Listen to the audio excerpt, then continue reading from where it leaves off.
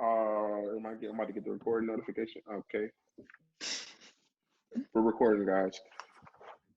For sure. So, welcome to our first podcast here, reviewing hashtag Black as Fuck. My name is Arteka. I'm joined here today with the panel that's going to be here for the next 8 weeks as we attempt to walk through this show. I'm here with from Doc Aina, Joe, and Ace Book. Everybody's coming in from different places, this quarantine time. Shout out to Zoom for letting us do this for a discounted rate. Ace, uh, why are we seeing your face? Let's just explain that now.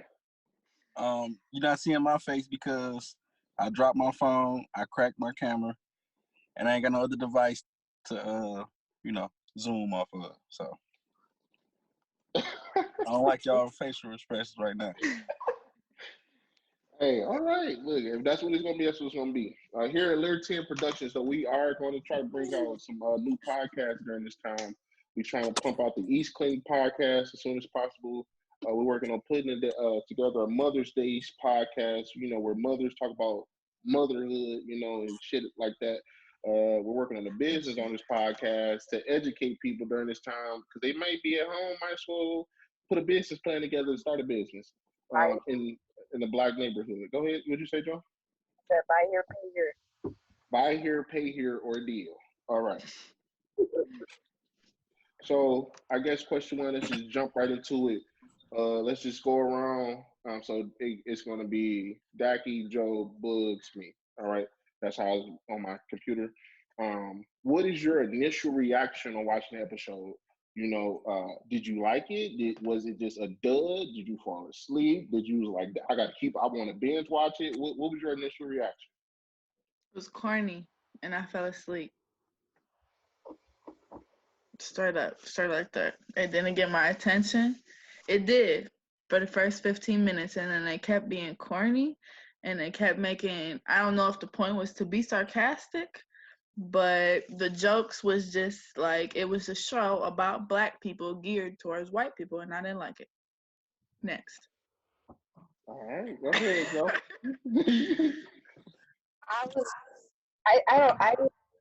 This is hard because I agree with Dakota in part. I thought I was going to be the only one that's going to be negative about this show.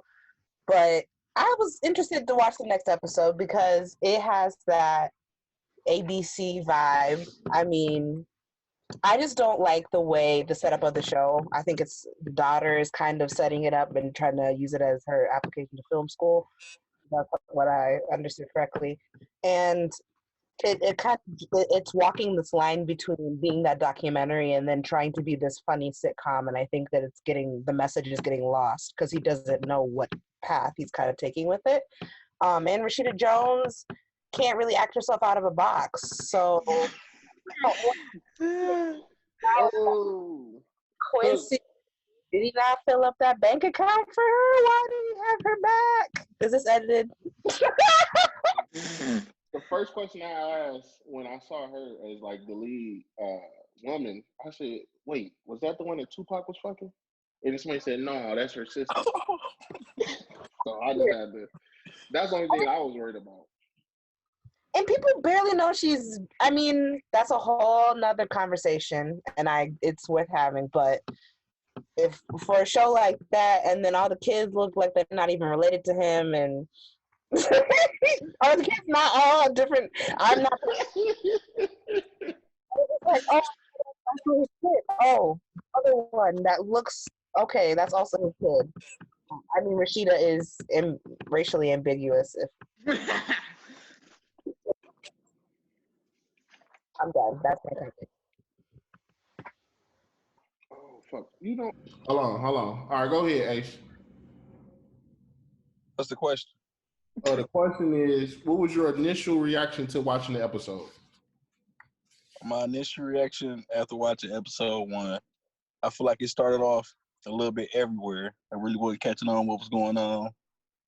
And then I started catching on, and I feel like it was about race. And it was a little sarcastic, but it was funny. It was a little sarcastic, but it was funny at the same time. but it was corny at the same time too. It was a little bit of all, a little bit of everything. I liked it. I liked it a ton but for every reason that you said, I think that the corniness goes off into like the normal person.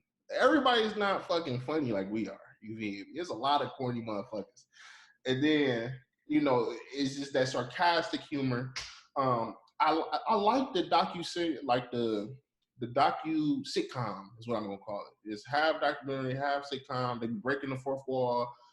There's a lot of shit that you're not supposed to do in television that they just like, fuck it, we gonna do it. You know what I'm saying? But to go on to the greater theme, is I was kind of thinking he did that reason because being black, you really got to stand out in every facet, and whether you like the show or not, the show stands out. Does it though? No, is it that much different than Mixed-ish and Blackish?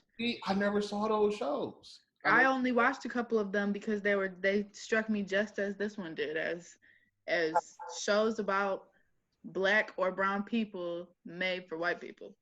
And I just feel like the audience is not the same as who's on the screen. The audience is geared towards, I don't know. It could have been done better, I think. It could have been more genuine. It just seemed ingenuine. The jokes and the cast alike. I feel and to say this though, the same guy who made Blackish and Mixed-ish is the guy behind this show, who's the lead character, Kenya Barris. Yeah. For everybody who didn't know that. And this is actually about, he actually does in real life have 7 kids and wears jumpsuits everywhere and had the chain and whoop-de-whoop-de-whoop. Like that's real him.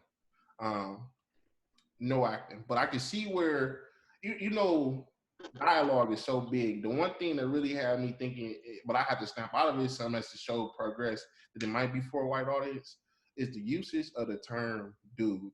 The nigga said dude after y'all known us for years. Everything over here is bro. If you out west, it's cuz. If you in Chicago, it's whatever it may be. But I don't know not one main black guy that has ever referred to me as dude. You feel me? So that shit, I was like, this is some subtle shit that's like kind of blowing me, and I had to see past it to really get through the rest of the show.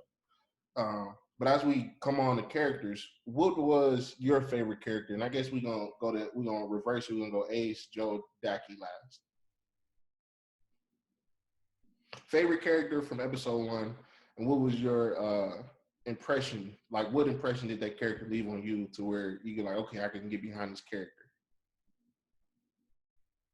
Did you mute yourself, Ace? Ace. Oh, there you go. Here we go. My bad. Your shit died, huh? My shit was like, okay, I'm back. I was okay. Ace, did you hear the initial question? I already did. You said the favorite character, right? Yeah. Yeah, I gave my opinion. It wasn't being recorded. Can you give it again? So my favorite character so far, episode 1, is I think it's the 13-year-old daughter that everybody's scared of, because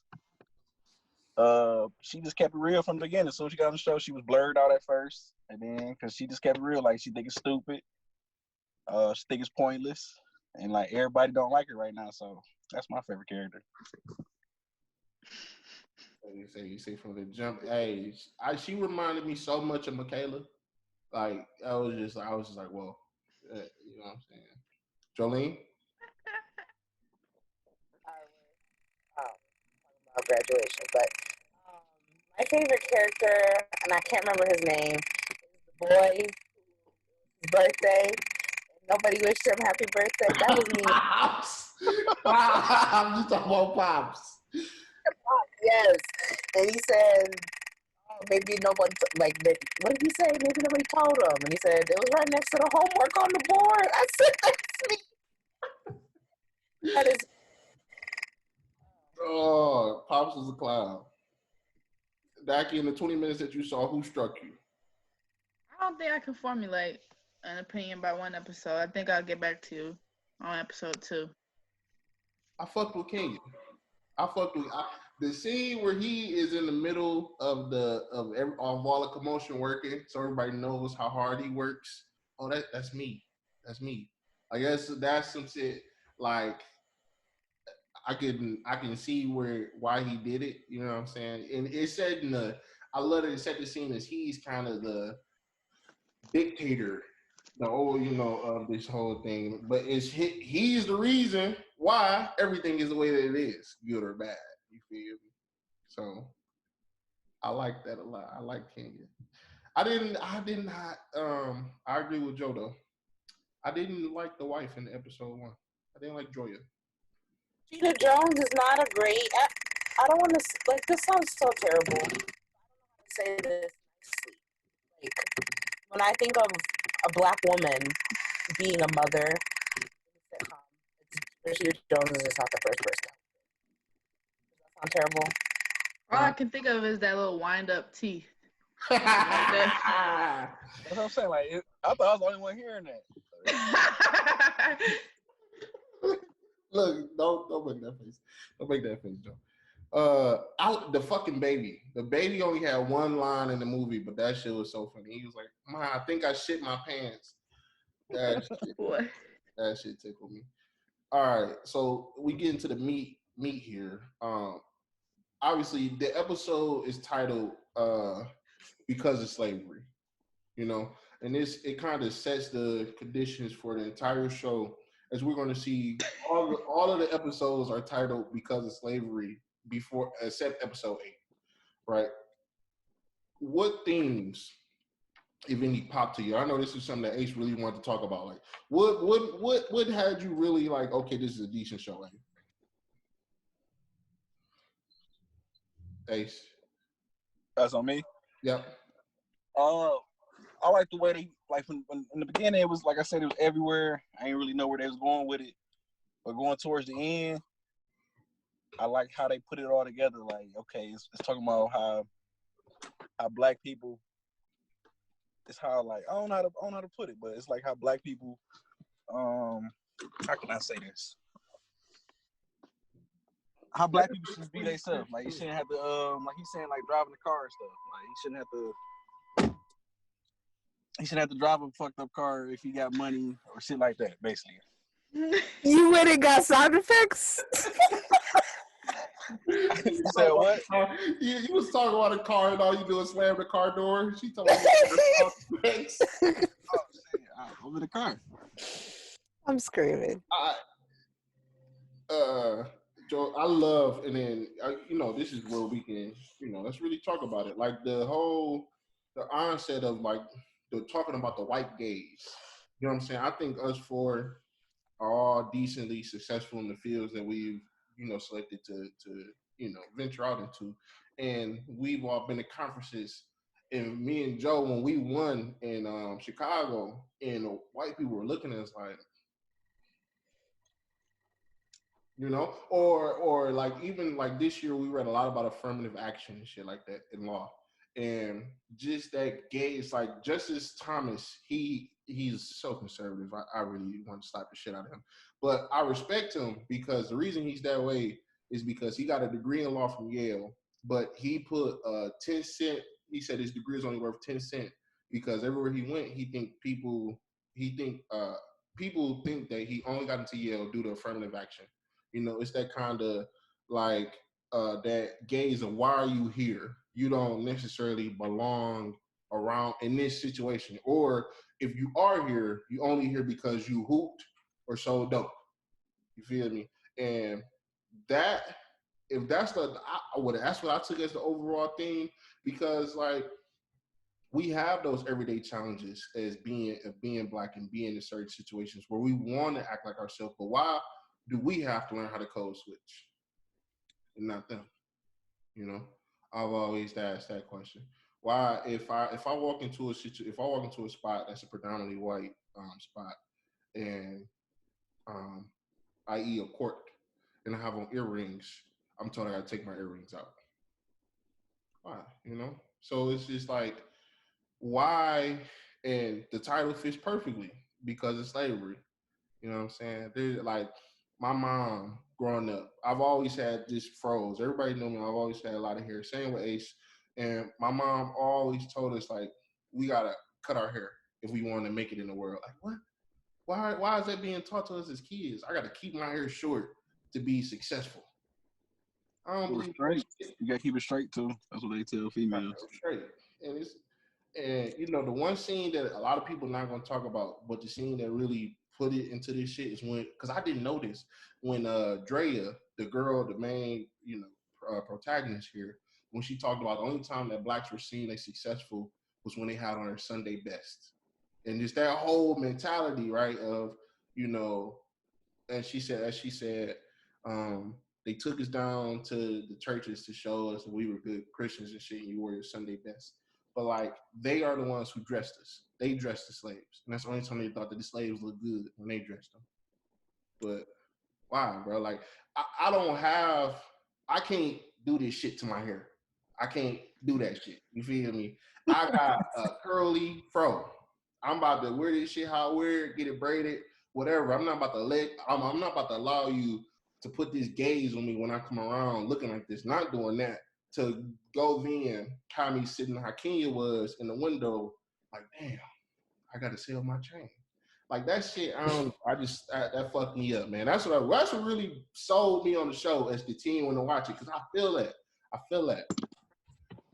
I think you're right. I think it's a lot of underlying themes like that they're putting in there, but I think it's clouded by, frankly, bad jokes. And like you said, like that was in there, and every 5 minutes or so they threw in a subliminal like that, and like the little message about the slavery and about the Sunday best. And I felt that even in like the first 5 to 10 minutes, the amount of times that they just said the word black, it was probably like 100 times, like in the first 10 minutes. So you knew like that's what this was about. Like title, Black as Fuck, they said it 15 times, and so I got that. And I think it's funny that you brought up that we have to code switch, because I think if you look at it, like, I think that white people try, but when they try and code switch and talk like us, it's offensive because it don't come out right. And so I think that's just a funny, like, difference between our code switching and them trying to code switch. Hey, so you ever thought about it like that? Like whenever a white person's like, hey girl, or them saying sis, stuff like that, like it don't come out the same way as when we are trying to talk proper, which is a whole nother conversation in itself. Is why, if we sound white, is it talking proper? You done made yourself the villain here, Becky. This is going on a Facebook feed based in Detroit, Michigan, and they gonna look. You made yourself like, but I'm on all smoke.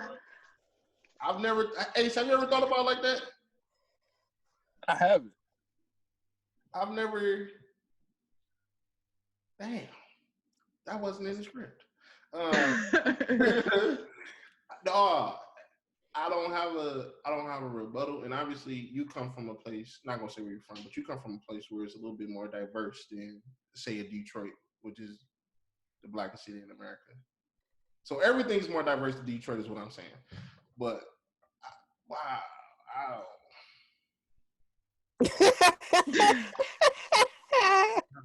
Because I want to argue with you, but I can't, because what's the argument? I don't understand. I'm just looking at it in the opposite way that you look at it, talking about how we have to code switch, and they do it too, and they think that it makes us comfortable when they use slang terms or whatever around their black friends. But see, it comes out way different than when we would code switch. Am I wrong? I ain't never had a white person code switch for me, so I don't know. They always just stay. They talk how they talk to me. They do. It's happened to you. So you've never heard somebody, What's up, a white homie? man has never called you brother. Hey, brother. Never happened to you. Or boy. Yeah, definitely. I mean, they don't mean it.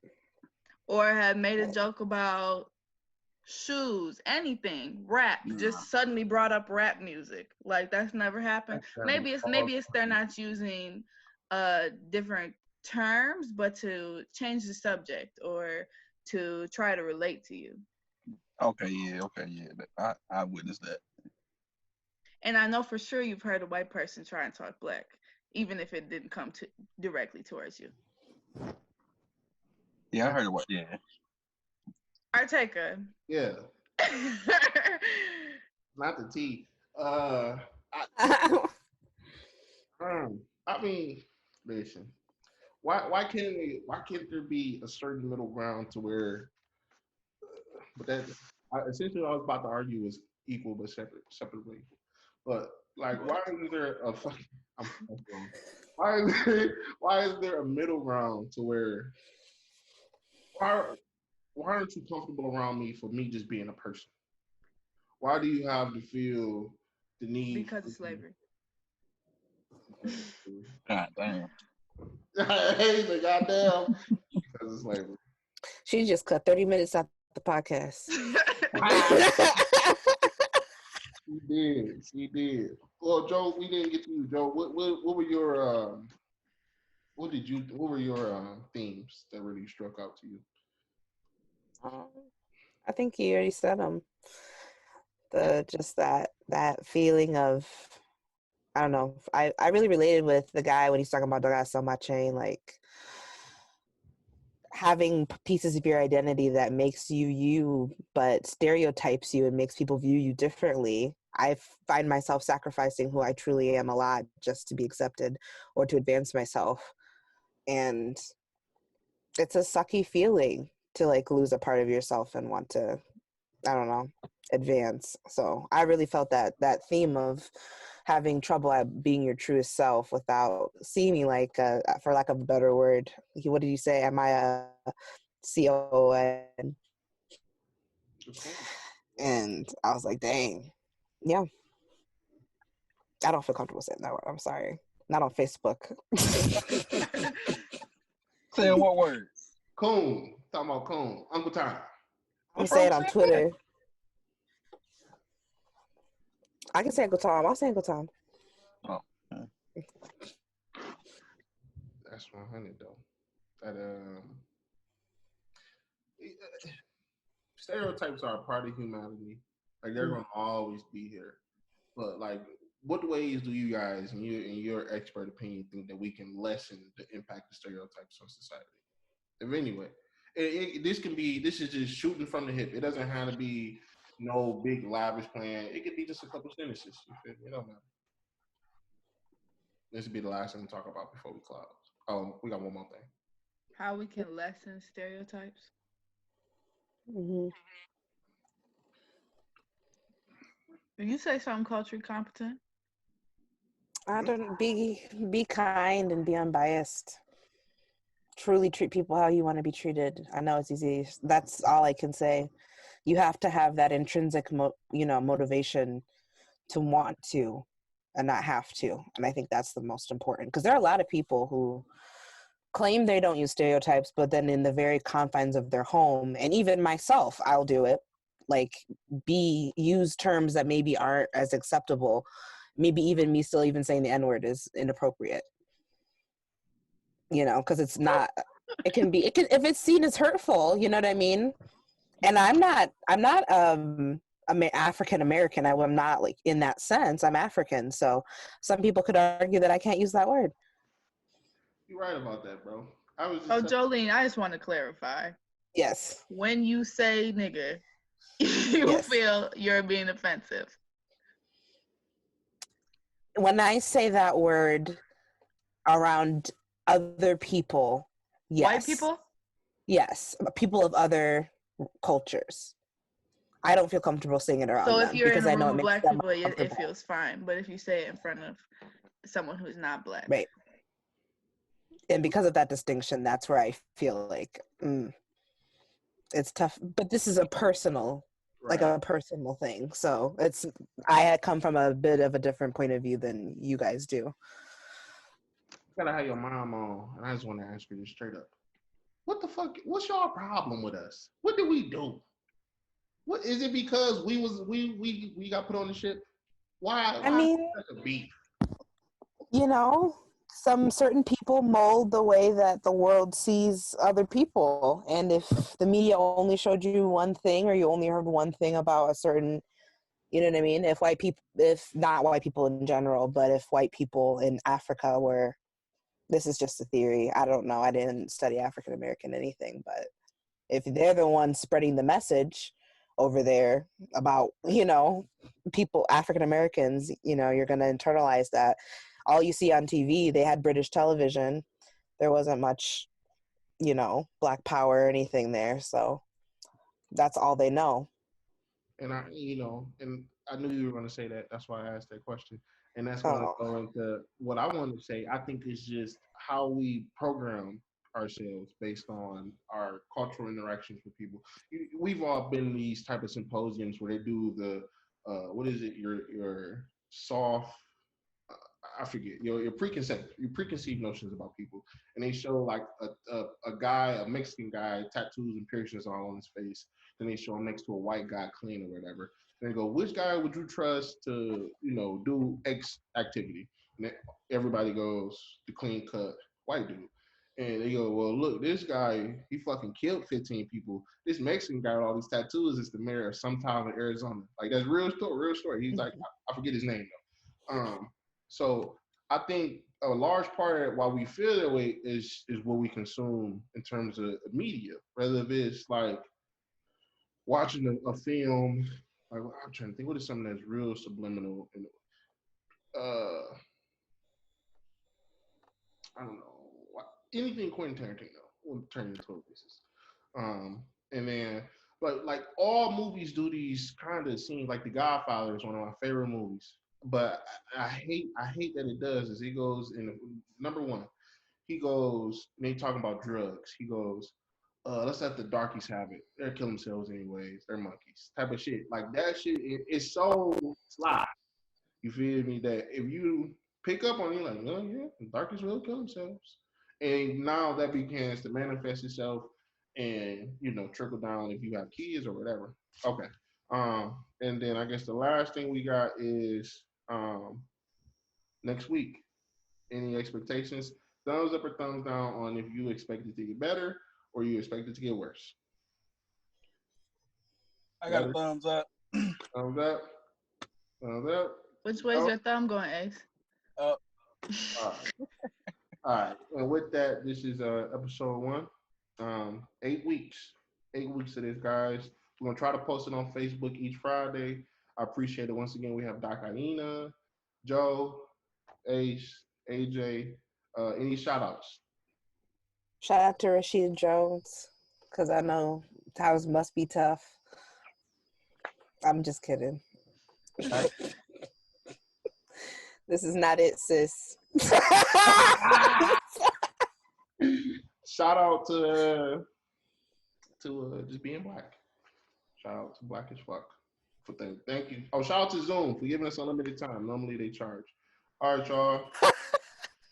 See y'all next week. Peace. See ya.